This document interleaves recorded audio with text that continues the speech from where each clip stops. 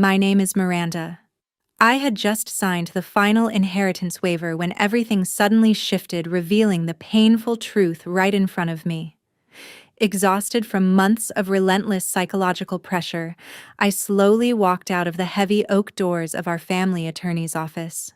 Crossing the expansive marble lobby, I immediately spotted my older sister looking incredibly radiant, guiding her husband toward the parking lot to celebrate what they believed was their ultimate victory. She was convinced she had successfully manipulated me into giving up my rightful share of the estate.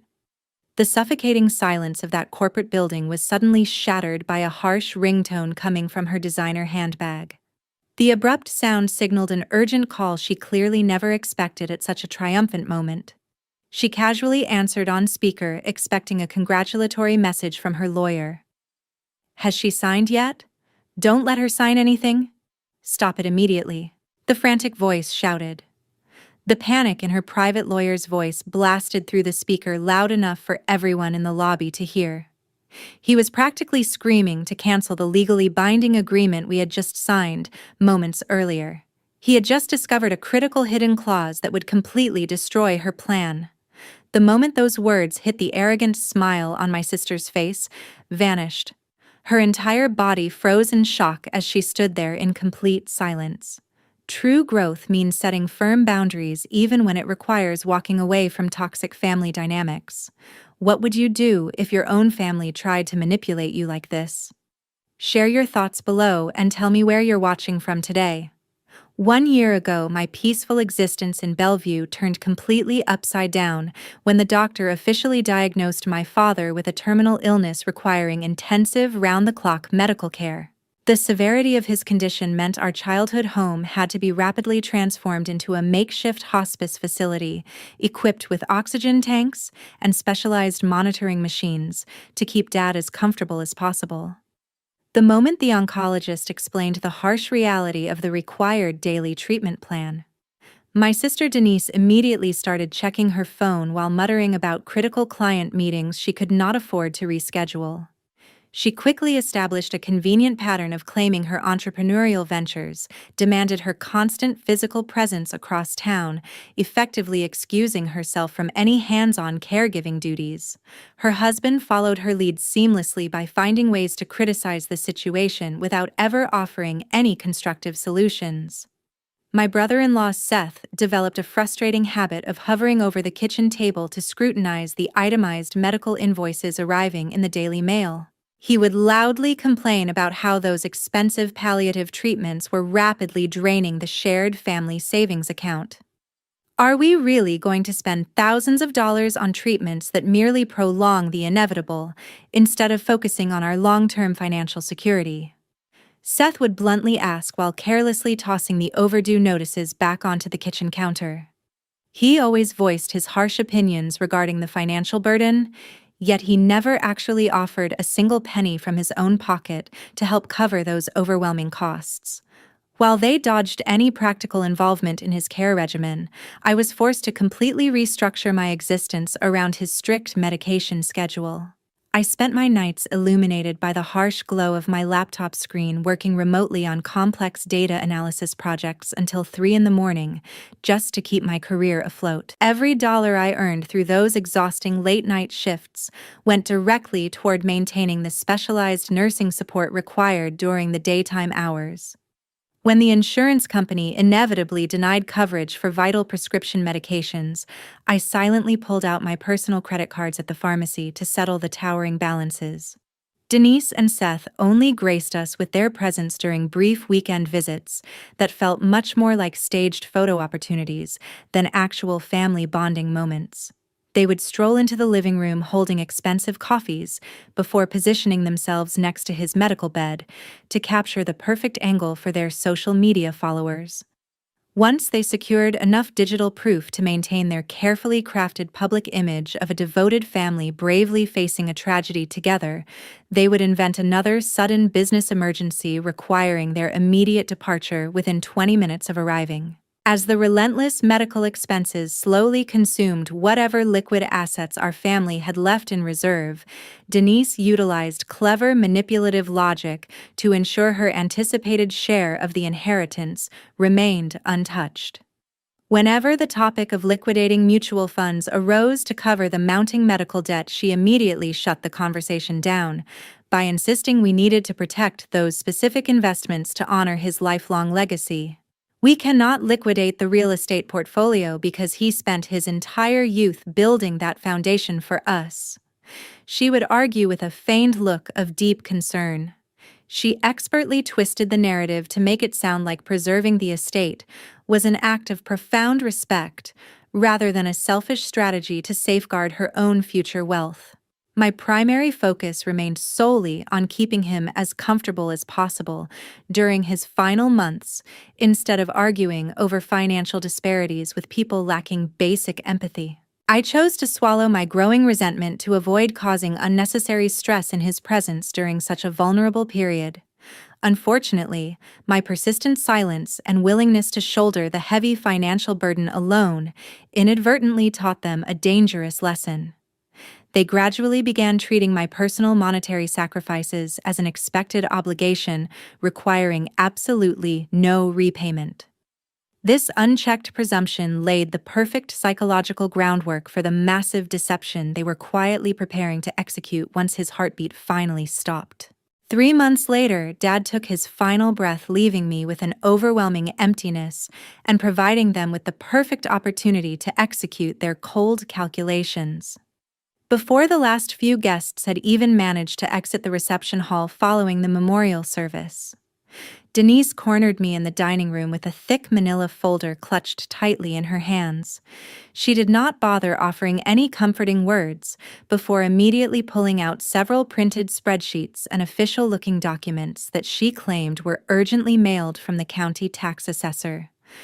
According to her rapid explanation, his primary real estate properties carried hidden liens alongside a massive accumulated tax debt that remained entirely unpaid for several consecutive years. She aggressively tapped her manicured finger against a bolded red figure at the bottom of the page to emphasize the supposed severity of the situation. She spread the papers across the mahogany table while maintaining a deeply troubled expression that seemed expertly rehearsed for this exact moment. She constantly asserted that processing the probate paperwork without addressing these outstanding liabilities first would drag anyone attached to the estate down into a bottomless financial pit. She painted a bleak picture of aggressive collection agencies coming after our personal assets if we dared to assume ownership of the properties in their current state. Miranda, if you accept this portion of the estate, you will be burdened with that massive tax debt and lose your current home as well. She warned with a perfectly measured tone of sisterly concern. Seth immediately chimed into the conversation by dramatically rubbing his temples and letting out a heavy sigh regarding their own supposedly fragile economic situation. He complained extensively about how their recent business investments had completely depleted their liquidity during the previous fiscal quarter.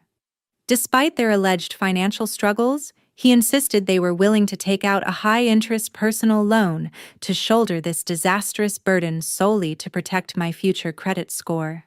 He spoke at length about the immense risk they were taking on, positioning himself as a selfless protector, stepping up to shield a grieving family member. Following this elaborate theatrical performance regarding their mutual sacrifice, Denise finally presented her core proposal with a remarkably straight face. She offered to transfer the titles of all his remaining assets entirely into her name so she could personally negotiate directly with the relentless creditors. "We are simply trying to save you from this legal mess. You just need to waive your inheritance rights, and we will take care of the debt," Seth added while sliding a preliminary draft agreement across the table toward me. Being bombarded with this barrage of fabricated financial information, while my mind was still entirely clouded by fresh grief, left me completely disoriented. My physical exhaustion from the past year of caregiving combined with the emotional devastation of burying him severely compromised my normal analytical abilities. As someone who analyzes complex data for a living, I normally would have demanded to verify the authenticity of those tax notices through independent channels. However, the sheer volume of numbers and legal jargon they spouted simultaneously made the situation appear incredibly dire and far too complicated for me to handle alone. I simply lacked the necessary mental energy to thoroughly examine the suspicious spreadsheets they kept pushing into my personal space. Over the next several days, they relentlessly maintained this invisible yet suffocating pressure during every single phone call and text message exchange. They deliberately framed every interaction around the impending tax deadlines and the catastrophic consequences of my potential hesitation. If I did not answer my phone immediately, Seth would leave lengthy voicemails reiterating the severe penalties we would incur due to my stubbornness. Their persistent hounding made me feel like an ungrateful obstacle standing in the way of their generous attempt to rescue our family from total ruin. Giving in to their demands and signing away my legal rights began to feel like the only viable option to stop the constant harassment and secure a moment of peace. On that fateful morning, a sleek black sedan pulled up directly in front of my house before Denise stepped out alongside an unfamiliar man carrying a leather briefcase. The stranger introduced himself as my sister's private lawyer, Mr. Webb, before he marched straight into my living room with a remarkably cold and clinical professional demeanor. Without offering any polite introductory greetings or condolences regarding our recent loss, he immediately unclasped his briefcase and placed a substantially thick stack of legal documents directly onto my coffee table. He adjusted his glasses while pulling out several densely printed pages covered in highlighted sections that supposedly detailed the insurmountable financial liabilities attached to the estate. He pulled out a secondary folder containing intimidating spreadsheets filled with aggressive red text highlighting the alleged property liens they claimed were actively threatening our childhood home. Throughout the entirety of our deeply uncomfortable conversation, Mr. Webb deliberately utilized highly complex legal terminology specifically designed to obscure the actual monetary value of the remaining assets. He continuously referenced obscure probate codes and hypothetical penalty percentages to intentionally exaggerate the impending debt risks in a calculated effort to thoroughly deceive my grieving mind. The liquidation deadline is extremely urgent because if you do not immediately transfer the handling rights to Denise, the tax agency will proceed to freeze all related family accounts indefinitely, Mr. Webb stated, while forcefully tapping his pen against a specific signature line. His aggressive approach triggered a sudden wave of suspicion regarding the actual validity of these supposed financial emergencies they kept aggressively pushing onto my plate. I firmly requested to review Dad's original bank statements and official tax returns so I could personally cross-reference the alarming figures they were aggressively demanding I accept blindly. Mr. Webb instantly dismissed my entirely reasonable request by vaguely citing convoluted internal confidentiality procedures, while heavily emphasizing the absolute urgency of our rapidly diminishing timeline. He claimed that waiting for the banking institutions to process formal document requests would automatically push the estate past the crucial grace period for avoiding catastrophic financial penalties. Seeing me hesitate instead of immediately reaching for the pen, Denise seamlessly switched her tactical approach by putting on an elaborate theatrical performance of profound emotional pain. She manufactured a stream of crocodile tears while grabbing my hands across the table to violently pressure me into blindly trusting her supposedly selfless arrangement to protect his final legacy. I am your only remaining flesh and blood. Do you really think I would ever deceive you when I am actively risking my entire family to shoulder these severe consequences? She cried out with a remarkably convincing tremor in her voice. She tightly squeezed my fingers while claiming her desperate actions were entirely motivated by an intense desire to shield me from the devastating legal fallout heading our way. The incredibly tense meeting finally concluded, with Mr. Webb leaving a finalized draft of the inheritance waiver lying conspicuously on the center of my glass table alongside a complimentary company pen. They delivered a firm ultimatum demanding my physical presence at our family lawyer's office to officially execute the binding legal paperwork by the end of the upcoming weekend. Before walking out the front door, they made sure to drop several heavy-handed implications regarding the severe personal liabilities I would face if I selfishly refused to cooperate with their generous rescue plan. These thinly veiled threats about dragging me into cumbersome and exorbitantly expensive legal battles began pouring into my consciousness to form an overwhelming shadow, constantly weighing heavily upon my exhausted mind. Mr. Webb deliberately left his business card resting on top of the intimidating stack of papers as a silent reminder of the professional legal force backing their manipulative demands. I spent the remainder of the evening staring blankly at the unassigned signature lines while trying to process the overwhelming barrage of legal intimidation tactics they had just deployed inside my own home. 2 days before the impending deadline, a relentless barrage of sugar-coated threatening messages from Seth and Denise flooded my phone day and night, transforming my initial confusion into deep suspicion. Their unprecedented aggression and excessive urgency to finalize the legal paperwork triggered a massive internal alarm regarding their true underlying motives.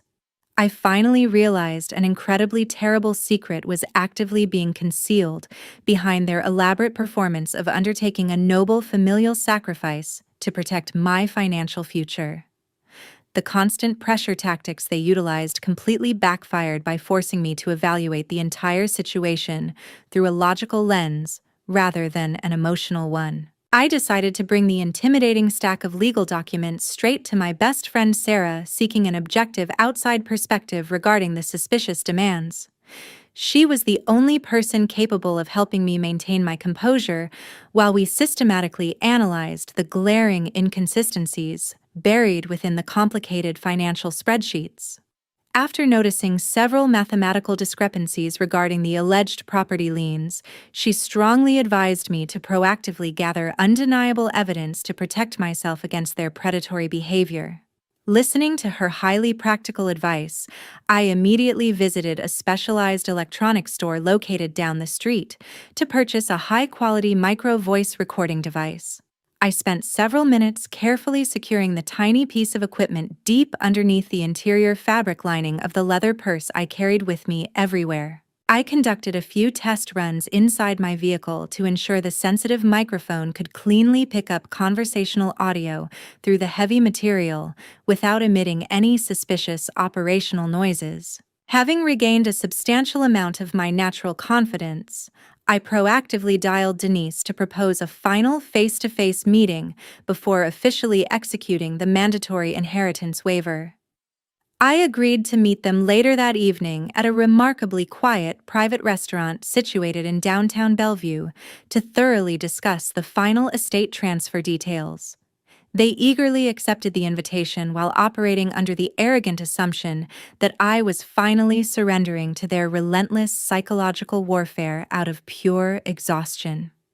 Once we were seated in a secluded corner booth, I casually activated the hidden device and waited for the waitress to take our drink orders before initiating the verbal confrontation. I maintained a perfectly neutral expression while deliberately challenging the core foundation of their manipulative rescue narrative during our appetizer course. What will actually happen if I decide to keep my rightful share of the estate and face those alleged debts directly with the tax agency myself? I asked with an intentional tone of genuine curiosity. The instant that probing question left my mouth, Seth violently slammed his heavy hand down onto the wooden table with enough force to rattle the expensive silverware. His carefully maintained facade of being a concerned family member instantly shattered to reveal his underlying greed and deeply aggressive nature for everyone nearby to witness. He aggressively leaned across the table while explicitly threatening to initiate a massive civil lawsuit to recover the extensive medical bills he blatantly fabricated having paid during my father's prolonged illness. If you dare ruin this arrangement, we will drag you through civil court to make you pay back every single penny of those medical expenses, and you can forget about ever having a peaceful life in this city again. Seth snarled with undeniable malice. Denise quickly joined his verbal assault by hurling vicious insults regarding my supposed lack of gratitude for their generous willingness to absorb the imaginary tax liabilities on my behalf. The miniature recording device concealed securely inside my purse operated absolutely flawlessly throughout the entire disastrous dinner conversation without drawing any unwanted attention from my furious relatives. It successfully captured every single malicious insult and explicit threat they confidently vocalized while attempting to verbally bully me into immediate legal submission. I sat completely still while letting them freely document their own undeniable guilt and irrefutable proof of their emotional extortion right at the dining table. I silently absorbed their hostile intimidation tactics, while knowing I finally possessed the exact leverage required to completely dismantle their fraudulent inheritance scheme once and for all. At exactly 9 o'clock on Friday morning, I stepped into the incredibly sterile conference room of our family lawyer while tightly gripping the leather purse actively concealing my hidden recording device. The quiet hum of the overhead air conditioning unit provided the only ambient sound as I took my assigned seat directly across from the imposing mahogany desk. Unlike the highly aggressive private attorney Denise previously utilized to thoroughly intimidate me at my own home, Mr. Hayes consistently maintained a strictly neutral professional stance regarding our ongoing estate dispute. He operated solely as an impartial executor of the legal trust and had obediently prepared the standard inheritance waiver documents according to the explicit instructions Denise submitted earlier that week. The thick stack of formal legal paperwork rested perfectly centered on the large table alongside a silver pen awaiting my final authorization. Denise deliberately positioned herself directly adjacent to his professional workspace, while keeping her arms tightly crossed across her chest in an inherently hostile physical posture. Her sharp gaze remained intensely focused on my hesitant hands as she continuously repeated the severe civil litigation threats she originally issued during our disastrous dinner the previous evening. She explicitly warned me against wasting any more of their valuable time with unnecessary questions regarding the impending asset liquidation process. Sign the documents quickly because my patience has absolute limits, and you know perfectly well how terrible the consequences will be if you step out of this room without putting pen to paper, she demanded with a chilling lack of basic familial warmth.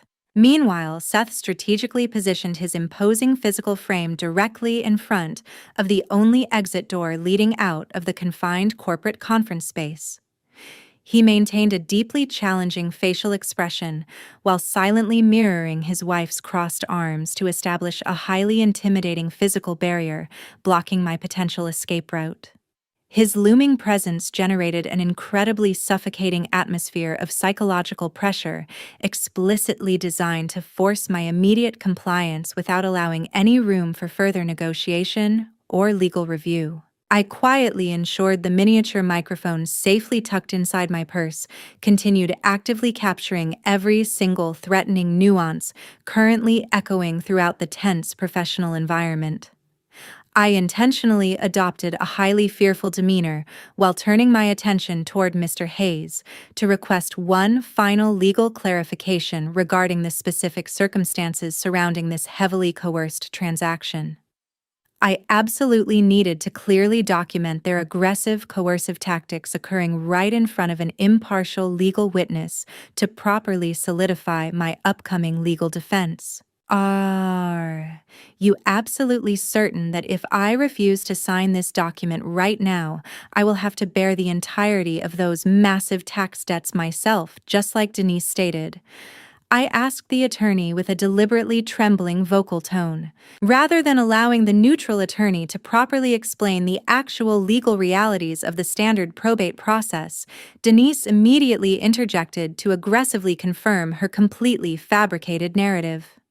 Seth loudly echoed her manipulative financial claims from his designated position, guarding the exit door to ensure his extortionate demands were firmly recorded on my hidden surveillance device. Having successfully collected enough undeniable verbal evidence of their coercive behavior right in front of Mr. Hayes, I dropped my fearful facade entirely. I coldly reached across the polished table to grab the provided ink pen and decisively signed my legal name on every single required signature line to successfully complete the elaborate charade. An undeniable sense of triumphant victory immediately washed over their highly arrogant faces the exact moment they witnessed the permanent black ink officially binding my signature to the legal waivers. Denise practically snatched the completed documents away from the table with eager hands, while exchanging a deeply satisfied smirk with her husband still guarding the doorway. They genuinely believed their ruthless campaign of psychological manipulation had finally secured them the entirety of the valuable estate without facing any remaining obstacles.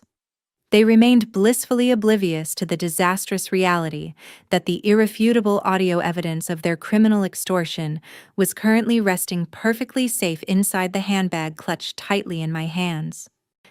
Returning to the expansive lobby of the professional building housing Mr. Hayes, I immediately spotted Denise proudly gathering her belongings to escort her family toward an expensive restaurant to celebrate their massive financial victory. I maintained a perfectly calm demeanor while deliberately walking directly toward their highly animated group, gathering near the heavy glass exit doors. I stared directly into the incredibly smug faces of Denise, alongside Seth, as they enthusiastically congratulated themselves on successfully executing their ruthless wealth extraction scheme. They remained entirely consumed by their arrogant belief that they had flawlessly stolen the entirety of my rightful inheritance without leaving any trace of their prolonged psychological manipulation.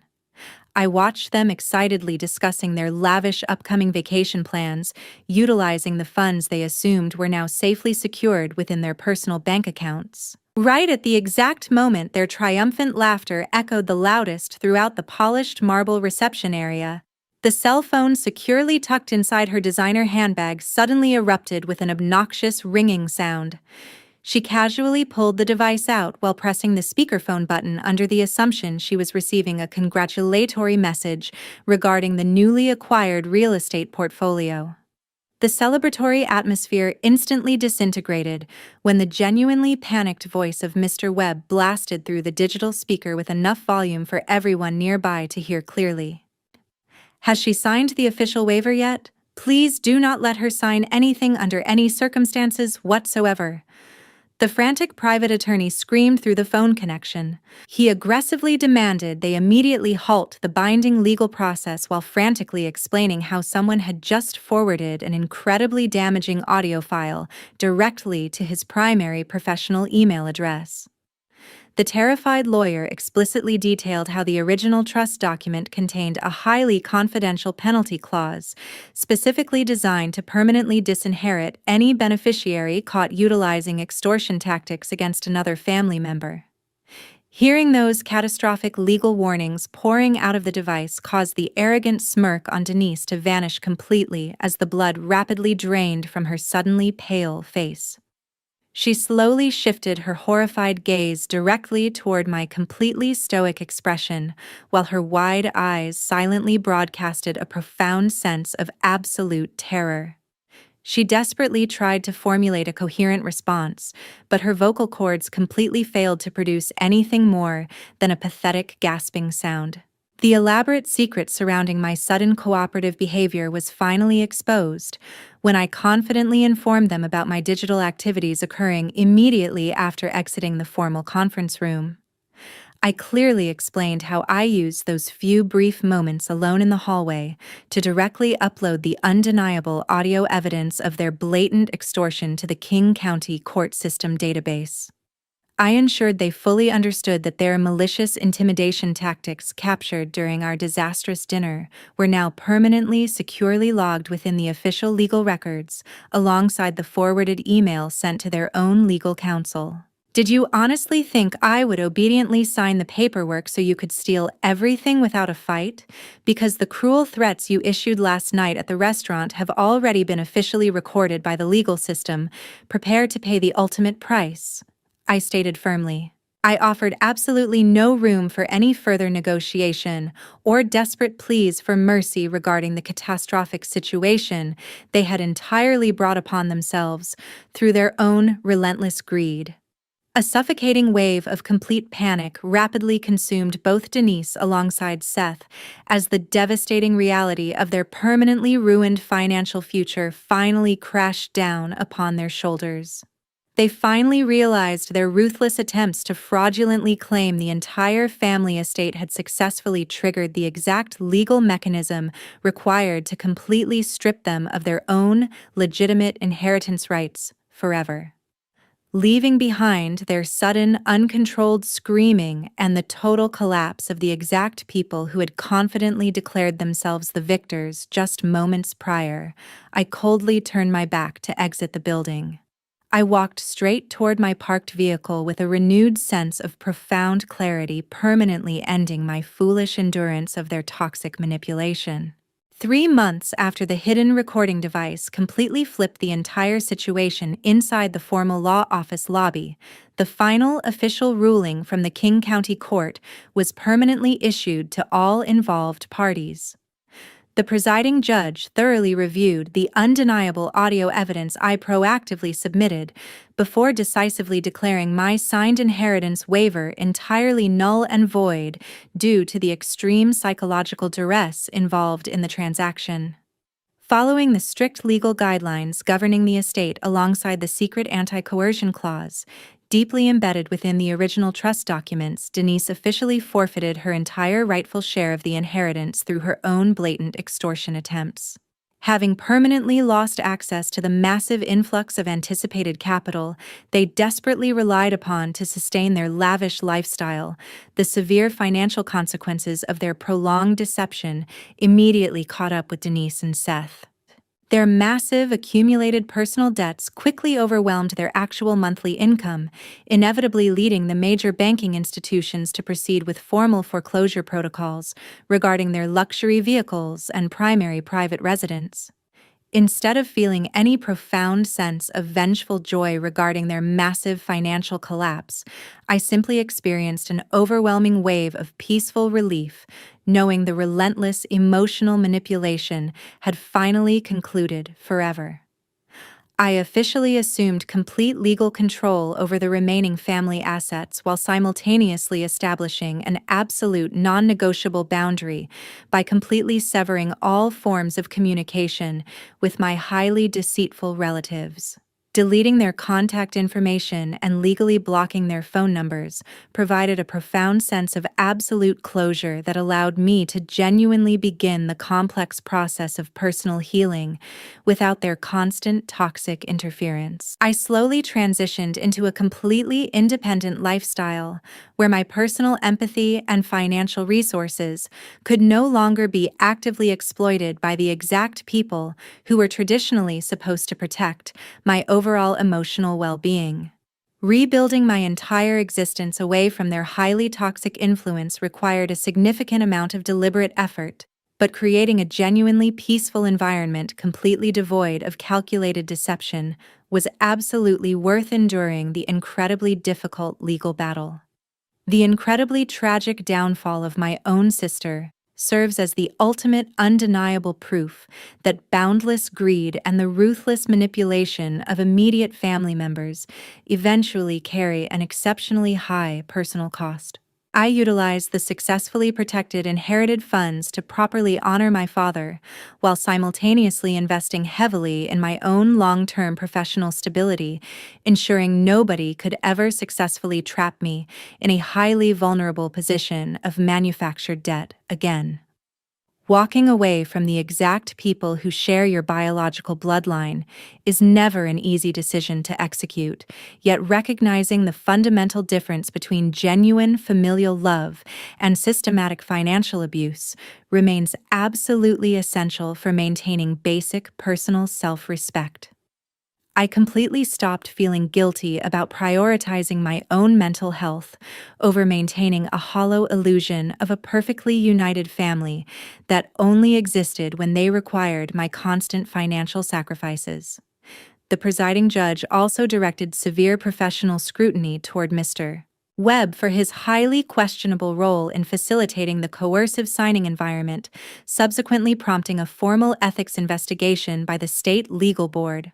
Watching the intimidating legal professionals who previously attempted to bully me into absolute submission face their own severe professional consequences further validated my crucial decision to proactively seek objective outside counsel.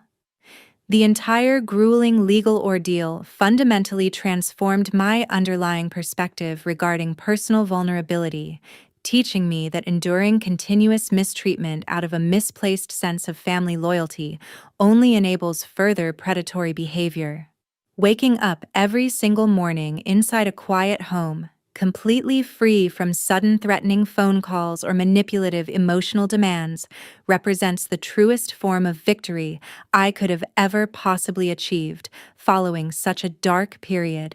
My current reality stands as a powerful testament to the undeniable importance of demanding fundamental respect and utilizing established legal frameworks to permanently eliminate deeply entrenched abusive dynamics from your daily existence. Before we conclude today's intense narrative, please do not skip this final segment because we must address the fundamental themes presented here. Representing this channel, we specifically produced this particular story for vital educational purposes regarding the absolute necessity of establishing strict personal boundaries. This narrative clearly demonstrates how effectively handling a massive family crisis requires maintaining logical composure and utilizing appropriate legal frameworks, rather than submitting to overwhelming emotional extortion. Evaluating the situation objectively, the female protagonist demonstrated remarkable courage by decisively protecting herself through the legal system and executing a total communication cutoff. She successfully prioritized her own mental healing over maintaining a toxic relationship with her deceitful relatives. Conversely, the antagonists ultimately suffered the severe inevitable consequences resulting directly from their own malicious decisions, proving that utilizing systematic manipulation to steal from vulnerable family members ultimately guarantees complete financial devastation. We can extract several profoundly important lessons from her difficult journey regarding the preservation of your basic human dignity. Firstly, you must never allow the concept of familial loyalty to trap you in a highly abusive dynamic where your personal resources are constantly exploited without any reciprocal respect. Recognizing the clear difference between genuine love and calculated manipulation is absolutely critical for your long-term emotional survival. Secondly, whenever you find yourself being aggressively pressured into signing binding legal documents, you must immediately step back and seek independent professional counsel to proactively protect your own future. Gathering undeniable objective evidence remains the most effective method for dismantling a coordinated campaign of psychological extortion. Finally, choosing to permanently walk away from toxic blood relatives is not a selfish failure, but rather a profoundly necessary step toward achieving genuine personal healing and establishing an independent life. You possess the absolute fundamental right to permanently remove anyone who consistently threatens your peace or attempts to weaponize your natural empathy against you. We sincerely thank our dedicated audience for patiently listening to the very end of this incredibly complex family drama. We deeply appreciate your continuous support in helping us share these important educational narratives. If you ever found yourself facing similar coercive pressure from your own relatives like Miranda did, what specific actions would you take? Please share your valuable thoughts and personal strategies in the comments section below.